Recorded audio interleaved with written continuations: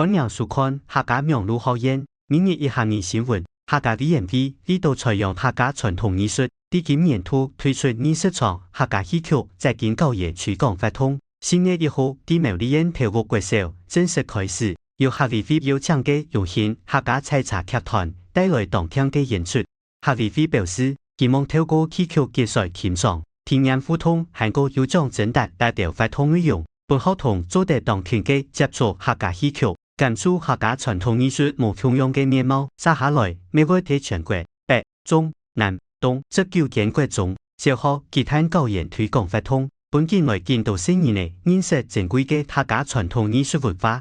也拜演出嘅用心客家採茶劇團，特別寫有客委會113年客家戲曲劇本創作精選佳作品不講不講，變成適合教研推廣嘅兒童劇。透過客家戲曲在京教研活動。召集傳統戲曲地度嘅行動同創強，本身人嘅認識採茶體系無窮樣人為演出嘅風格同特別嘅聽班表演方式。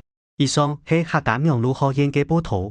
接下來嚟到大家今本日嘅2月1日出係戲曲也出3腳採茶嘅戲曲當精彩，也出3腳採茶嘅戲曲當精彩。唔好為忙啊，下禮拜爭來了。